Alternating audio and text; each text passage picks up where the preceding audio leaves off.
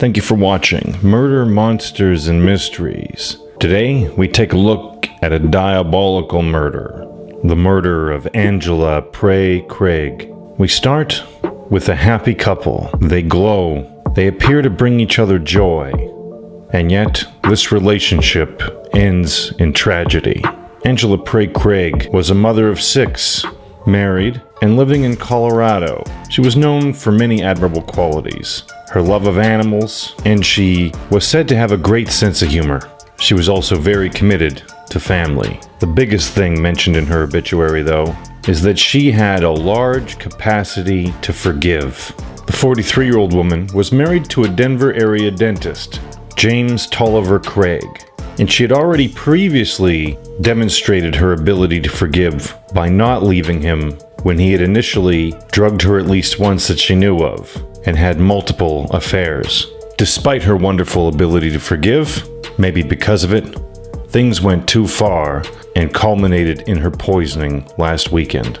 Now the 6 Craig children are mourning their mother, as their father faces murder charges. Colorado authorities believe that Mr. Craig executed a cold-blooded plot to kill his wife with tainted protein shakes, while he was at the same time courting his orthodontist, out-of-state mistress. He was in court on Thursday in Aurora, Colorado, as the charge of first-degree murder was filed against him.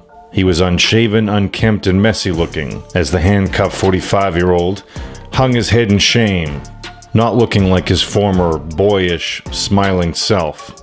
No longer the happy dentist with a nice smile.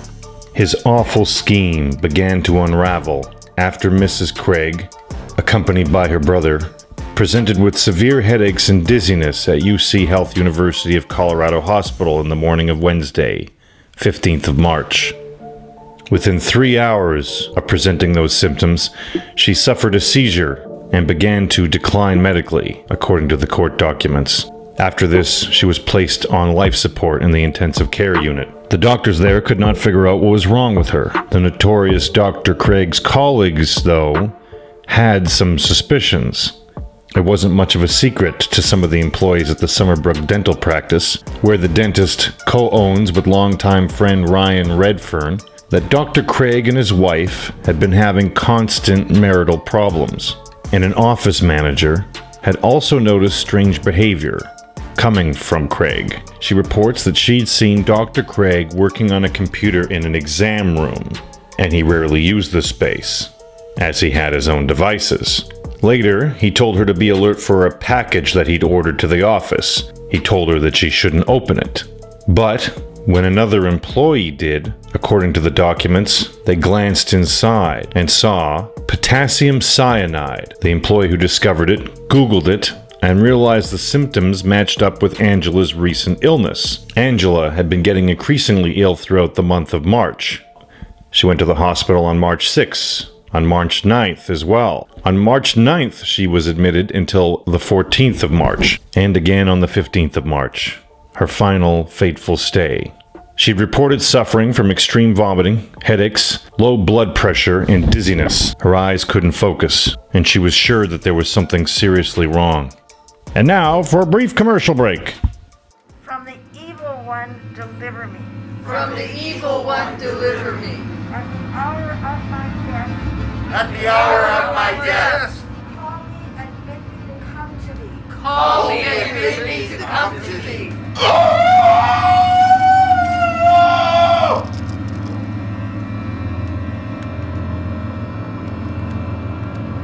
Give me the compass. If you don't, we'll take her eyes. We'll take your family's eyes. We'll make this whole town blind.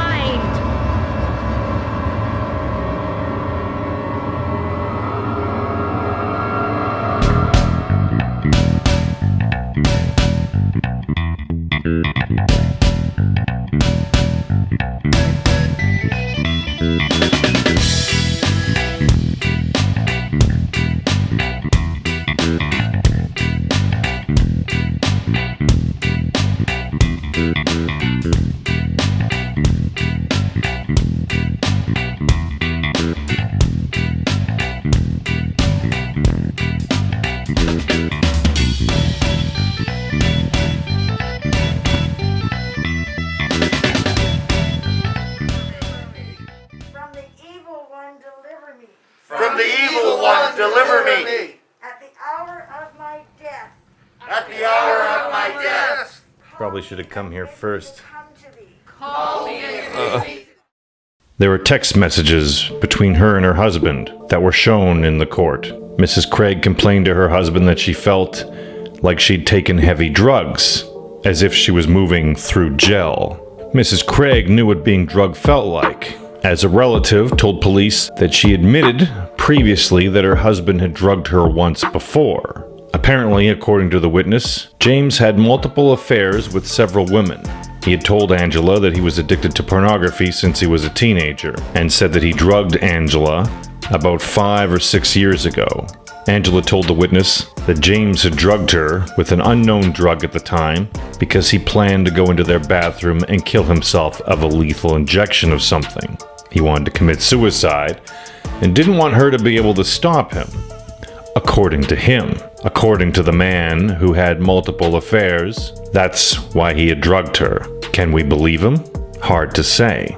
Text messages, obtained by the detectives between the Craigs, indicated that Mr. Craig even referred to this incident himself in the days leading up to his wife's death. In text, he told her, "Given our history, I know that must be triggering, but just for the record, I didn't drug you." Police now believe that Dr. Craig laced his wife's protein shakes with potassium cyanide, which he ordered from Amazon, for just $13.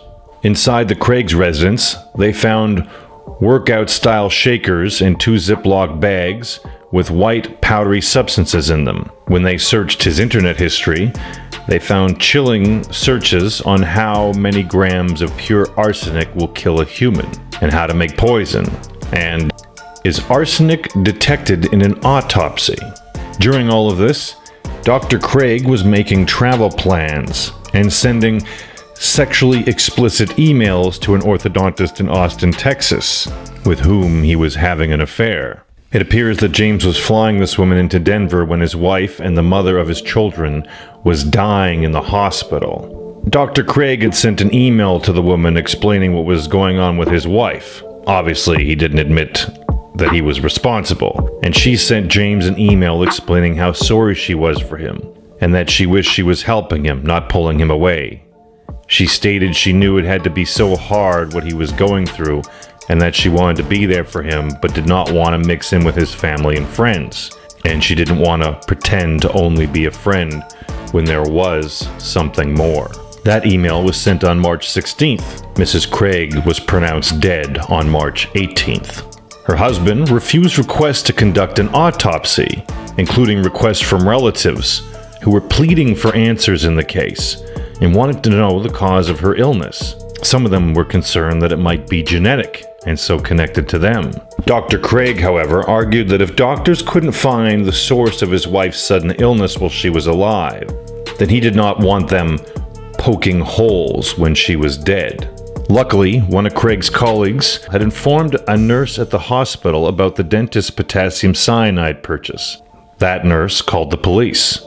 Dr. Craig tried to explain his way out of the situation by claiming that his wife had been suicidal and had made multiple past attempts. Angela's friends and family denied ever witnessing her in such a state. Dr. Craig even claimed that he had to revive Angela on not one but several occasions. He alleged that Angela's supposed suicidal ideation had worsened after he brought up the possibility of a divorce.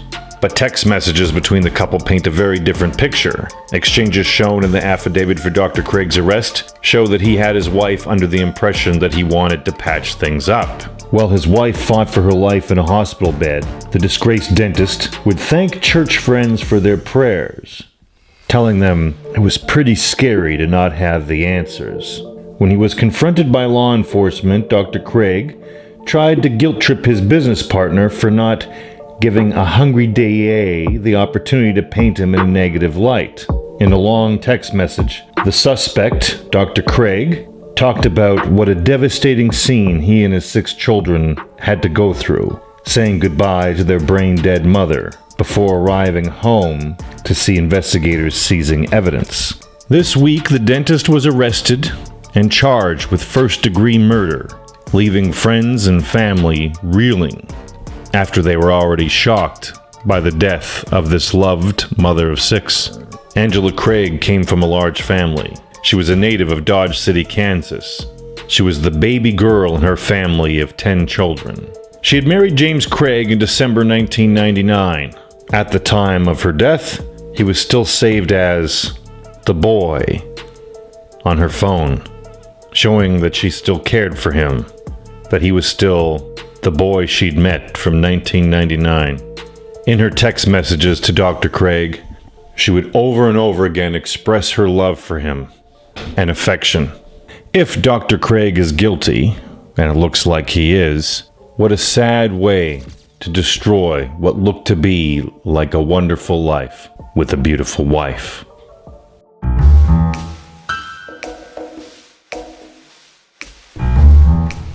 Okay, this is your basic kit. Now, I'll be doing all the work tonight, so you have nothing to worry about. Okay? You got your Bible, various religious texts, different size crucifixes. Why different sizes? I'm glad you asked.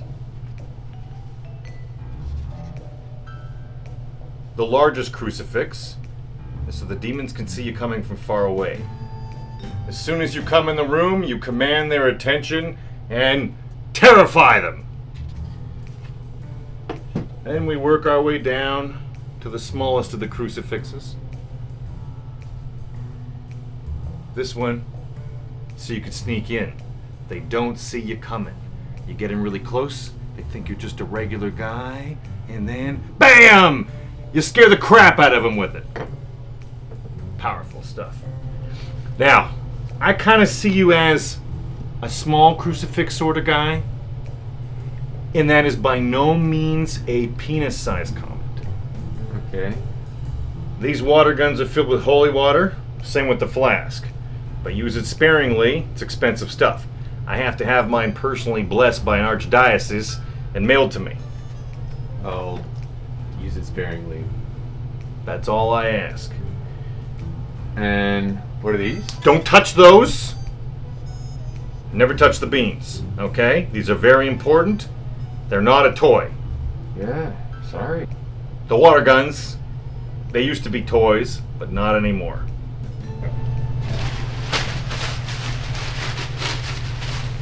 I actually got a spare poncho. You want to wear it?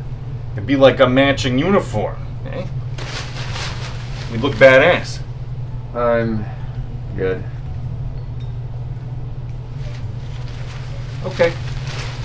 That's fine. Maybe some other time.